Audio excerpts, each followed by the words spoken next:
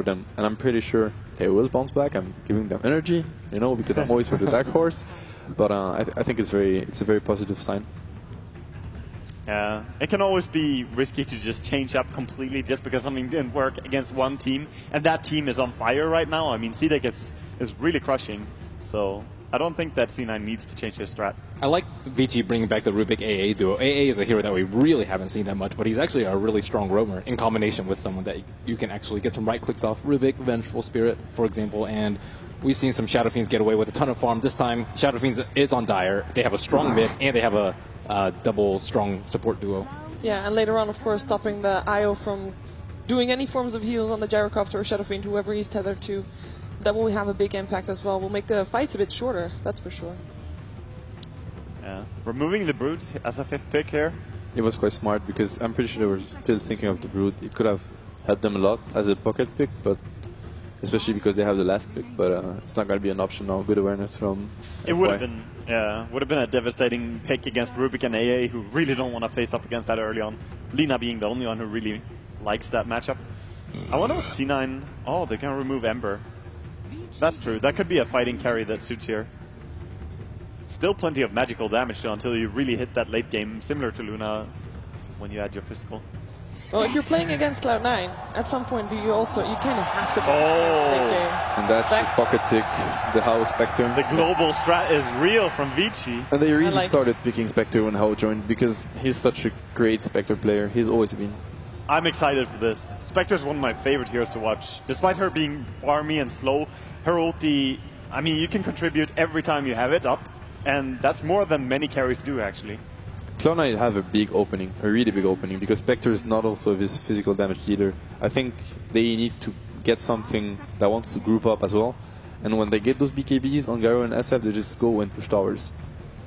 Yeah, Spectre's super risky here. Like, her laning phase is really, really weak. We've seen Cloud9 run Gyro Wisp in the off lane a lot to pressure stronger melee carries than Spectre, and Spectre being super weak, the Rubik and AA can't really do that much. I think an aggressive hero like this is great. I really like the Phoenix pick. They're going to force the issue not too early, but at some point they're going to be on the offensive, and that's very good for them in that game. Yeah.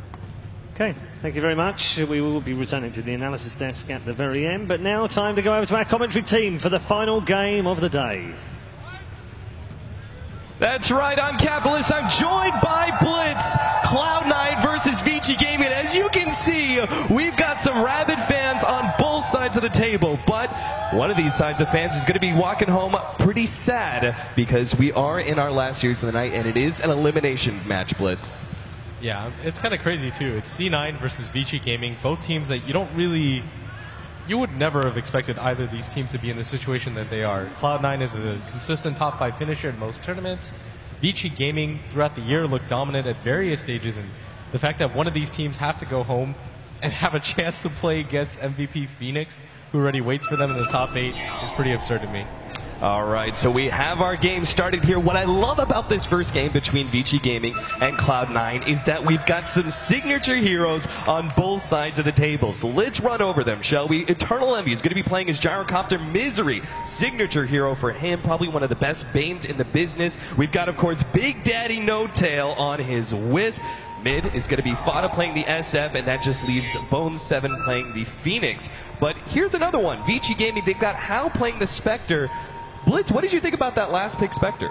I really like it. I think it synergizes incredibly well with their lineup. They've got the AA ultimate plus the Clockwork Rocket. There's plenty of damage to specialize with the Haunt. And he's one of the best Spectre players in the world, if not the best. He's one of the few people that still run it. And that's how you know you're good at a hero. If your team still runs it for you and nobody else picks it, it means that it is a hero that you specialize in. But C9, like you said, they've got a few flavor picks.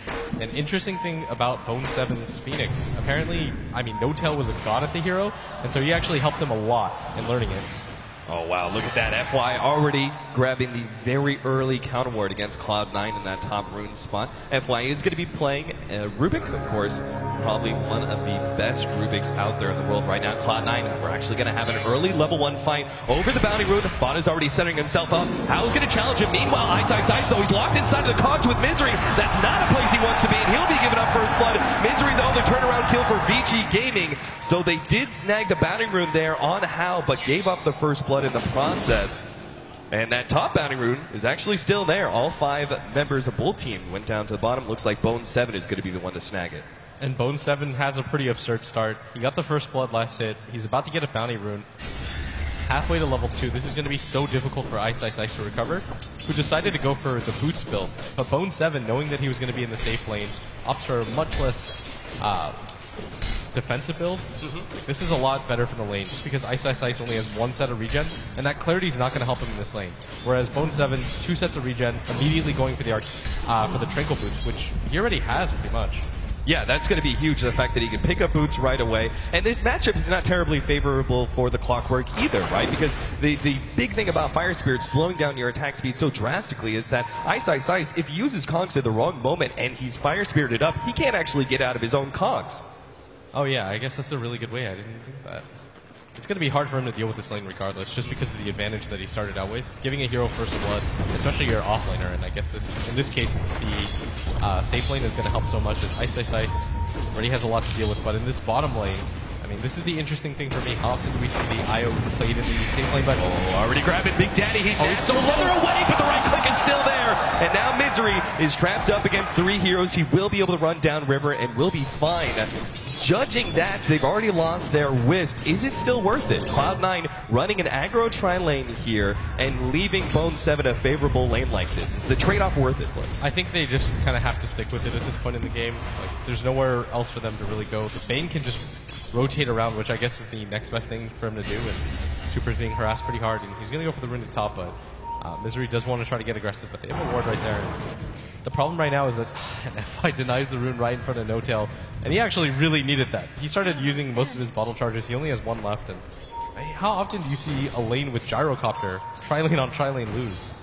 Yeah, it's very rare, and just all that pick off on the Wisp early on, and now him not being able to have any offensive power whatsoever in this lane, just the tether by itself. I have to say, I keep looking up to this lane, and I'm loving what Ice is doing here. Every single time he's trying to utilize cogs to push back Bone 7 and burn away his Fire Spirit's mana, which is the most dangerous part of the Phoenix, obviously. Especially level 3 and level 5, it's really big power levels for Phoenix in a 1 versus 1 scenario. Just the damage over time is so extreme, especially when you already have that range versus melee advantage. It's tough for Ice to survive in that lane, but burning the Phoenix's mana is the best way to go, and he just keeps on punishing Bone 7. Yeah, and he actually gets his salve canceled. And if you just take a look at the difference in CS right now, Ice, who started out with just boots, 1 set of regen, is already up to 13, really close to the top of the game, and the Phoenix is just at 9 right now, so none of the lanes are going too well for C9 Gaming. I love the choice by him to go for the bottle.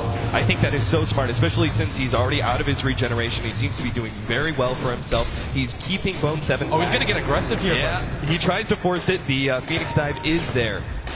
And Battery Assault, very good against Phoenix Dive. Able to get that mini stun in to be able to stop it. So Bone 7 really going to have to keep his space here. Just completely unable to establish any dominance in lane without a lack of mana. Yeah, and this is the dream scenario for Vici Gaming. Ice of all players gets a one-on-one matchup. It doesn't really matter what he is. He's just going to outskill you. That's the type of player that he is. The mechanical skill for him is there to pretty much play any lane, any role. And we're seeing that on display, but in this mid lane, the Shadow Fiend is starting to catch up now. And this isn't a hero that you typically associate with Dota, but he's doing a really good job of keeping up with CS. Hasn't really been pressured too much. So for me, it's this bottom lane that's a little bit of cause for concern, because Envy getting aggressive right now, but they have to really dominate this lane to kind of make up for what's going on at top. Yeah, 14-0 on How right now, CS, Y21-1. Uh-oh, Bone 7, he's been caught here, and that Battery Assault doesn't matter if the attack speed is slow. Ice will get the damage anyway with the Battery Assault. Big Daddy even rotating over just to make sure, seeing if he can actually save Bone 7, but not the case. And Ice is now going to rotate over. He's got his level 6 coming in soon. Misery is actually going to go up top lane. Looks like they just want to run a defensive tri lane now. Oh, that was close. Ice almost pushing Misery up onto that cliff. He's just being a nuisance right now. And this is a Bane that's level 2, right? He'll stack one more time and then go back to the base, but you're still just wasting more time. And C9 isn't going to be happy with how to laning phase 1 at all. They eventually rotate because the Gyrocopter just isn't getting enough at bottom to warrant what's happening at top. Like, the fact that the Clockwork is even in CS right now with the Gyrocopter is pretty insane. And the fact is that even if they rotate up here, Ice is still liable to kill pretty much anybody one-on-one. Like, he's about to hit his level 6. He's playing pretty greedy for it, but it's going to be really difficult for them to pressure him when he can pretty much just turn around and kill him. Yeah, because of the aggro tri-lane, they haven't been able to stack up for the SF, and because he's Dire side, he's unlikely to be able to stack for himself. You can see maybe he goes and does it now, but it's just too much of a distance, right? That's the big advantage of a Radiant side SF. You don't necessarily need that extra support to help you out with stacks. Yeah, and right now, Super can't really pressure him, but again, we've talked about it time and time again. It's not the fact that you're getting out CS by an SF that matters. Like, the SF is naturally supposed to be ahead of you. Because of the way that the hero is played, you just have to build defensive items. So you're meant to be a little bit ahead, just because you want that faster BKB. Oh, jump it! Oh! Misses out on the hook shot. Still might get him, though. Be just fine. Yeah, it's not there in time, especially with Ice going with the maxed out battery assault build. Wouldn't have the damage from the rocket anyway, but still, VG Gaming going to be very happy with that exchange.